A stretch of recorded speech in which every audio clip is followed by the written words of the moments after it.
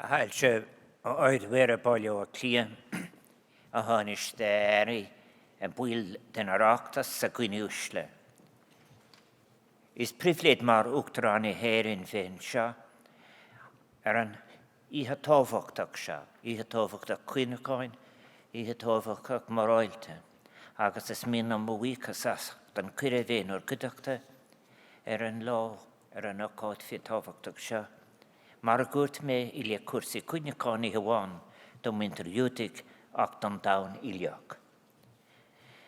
Lord Mayor, Tonish the ministers, members of the Oireachtas, distinguished guests, good people, I am honoured to have this opportunity to join you all here this evening and to share with you National Holocaust Memorial Day. And may I thank the Holocaust Education Trust, through their chairperson, for their invitation, and the Lord Mayor of Dublin, who is our host this evening.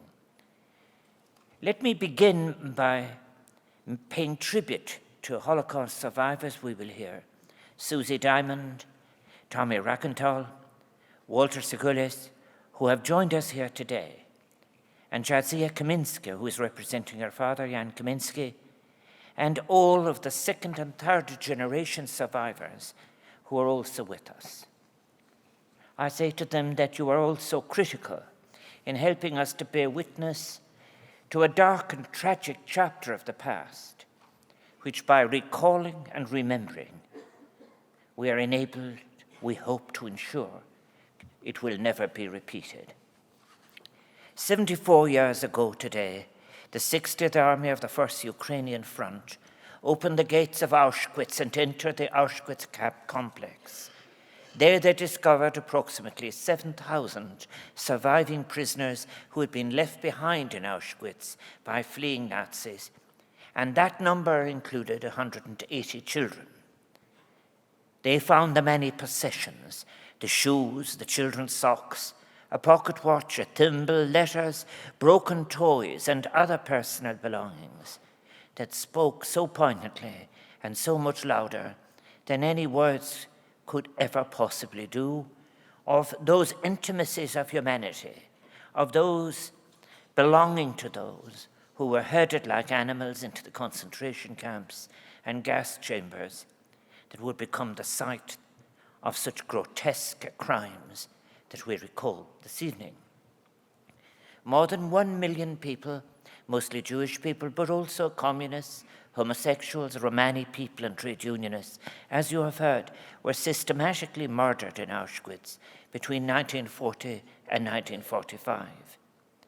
The sense of horror and revulsion felt by those who liberated Auschwitz, who saw what one described as the emaciated, tortured, and impoverished people, the eyes which betrayed their ordeal, has echoed down the years and generations that now separate us from the evil that was the Holocaust. But it must become more than an echo. The Jewish American writer and concentration camp survivor, Elie Wiesel, has asked, how do we remember? How do we mourn the 6 million people who died? Today, the visible signs of the war may have largely disappeared from the rebuilt towns and streets of Europe, and fewer Holocaust survivors remain to tell their stories. As time continues to pass and we move further away from that darkest and bleakest moment in history, it becomes all the more necessary that we understand the importance of remembering that dark chapter, and that we do not commit the grievous error of consigning the Holocaust and the lessons learned from it to a past that we wish foolishly to think may be no longer relevant in a modern world. I first spoke at the Holocaust Memorial Day commemoration here in Dublin in January 2012. In the intervening 7 years, there have been many worrying developments in Europe and across the world. Following World War II, nations around the world resolved to create political and economic structures and build international institutions that would ensure that the horrors wrought by 2 world wars would never reoccur. Today, however, we are witnessing a growing rise of various forms of a false, corrupted and distorted nationalism on virtually every continent. Countries across Europe have seen a rise in electoral support for political parties and individuals declaiming an extreme exclusionary message. Refugees, immigrant communities, and other minority groups are increasingly viewed as a threat to the rights of the majority. And many achievements by those who have fought tirelessly for human rights are under threat by a new generation of extremism who view these universal rights as a threat to their own individual rights. And indeed, the poison of anti-Semitism is not absent from their rhetoric. Those forms of strident, false, corrupting nationalism and populism, which are not to be confused with the emancipatory power of popular and nationalist movements of the past that sought universal provision, sought to meet universal want. These false movements continue to spread across Europe and other parts of the world, and they are a salutary reminder of just how fragile democracy is, how easily it can be undermined when leaders and compliant or indifferent citizens turn away from democratic rule and discourse, deny opposing views all legitimacy, restrict civil liberties, and attempt to limit freedom of expression, including freedom of communication, freedom of the press. These new tendencies took a strong hold during the recession of recent years, when many felt that the impact of austerity was harsh, and it became all too easy for many to scapegoat migrants and refugees, and to present them as jeopardizing the job prospects of native citizens, having the potential to destabilize or threaten efforts towards economic recovery. All of these are assumptions and allegations that have been rejected by one empirical study after another. However, despite the decline of unemployment and a gradual economic recovery, a corrupted form of populism has not abated, and anti-Semitism has not been eliminated from the extreme rhetoric of those seeking to scapegoat the vulnerable, inflame the confused and the angry. So today, as we take a long gaze back at the huge stain on human history that was the Holocaust, it is possible for scholars to identify the separate stages that culminated in the mass murder of 6 million Jewish people.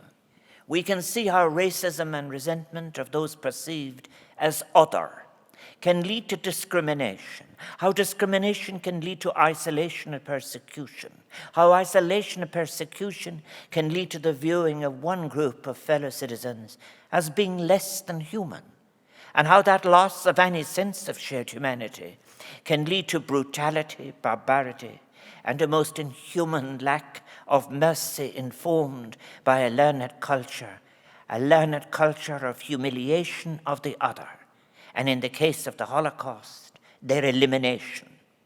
We know now that it is much easier through global communications to anticipate and thus to prevent genocide if we intervene in those earlier stages of discrimination and persecution. And education is so important. We also know the huge depths of depravity and evil that can emerge from hatred, prejudice, and intolerance, the terrible inhumanity that can surface, and the genocide that can be unleashed when a dangerous ideology is allowed to flourish, when the pursuit of that ideology, including the mass murder of those perceived to stand in its way, becomes official state policy. How are we to remember? As anti-Semitism and racism once again begin to rise across Europe, we must remember the Holocaust collectively and work together to ensure that hatred and inhumanity is not allowed to once again spread its dark shadow across Europe and the world. We must ensure, as new generations emerge, that their world becomes further and further removed from the horrors of the Holocaust. yet never forget it. Tell them that they too can learn from the actions of those who allowed it to happen, who participated in it, who enabled it by looking the other way. To quote Hannah Arendt, evil thrives on apathy and cannot survive without it. We must ensure that they appreciate the shelter that a shared commitment to international law, its norms, practices, and decisions serves as a protection for us all. We must preserve sites such as Auschwitz, visible reminders of the cold, willful annihilation of innocent people that would be the culmination, the result of hatred, racism, and intolerance, that was allowed to flourish unhindered, and sites from which future generations can learn so much must be drawn to our attention and the attention of future generations. We must also ensure that our schools and universities enable young people to become citizens who are reflective, unafraid to query the status quo, to reject the easy option of going with the flow of indifference, to ask the difficult questions that will change the tenor of a discussion, while also valuing the capacity to listen to alternative opinions with all of the necessary courtesies of democratic discourse. So on this Holocaust Memorial Day, and at a time when democracy is once again being challenged by leaders of a divisive and dangerous populism, let us commit to remembering the atrocities of the Holocaust and the intolerance, prejudice, and denial of dignity and rights of the other which led to it. Let us commit to ensuring that all those who lost their lives in Auschwitz and Bergen-Belsen and Dachau and in all the other concentration camps where minority groups were confined will not be forgotten now or into the future. And as we remember, let us also ensure that we do not become passive observers of discrimination or inequality in our society, but remain vigilant to the emergence of racism and hate speech, continue to share a common obligation to value and uphold human dignity, freedom, equality, democracy. Mar fakal sker kun krike Carlishin made it all around. In conclusion, may I thank all those who have been involved in the organization yet again of this important event, and all those who have traveled from across Ireland and the world to participate. Your attendance here is greatly important as we resolve to work together to ensure that we do not make the inexcusable mistake of forgetting the merciless and deliberate annihilation of innocent people, which was the Holocaust. Berbanach, Grimina Mark.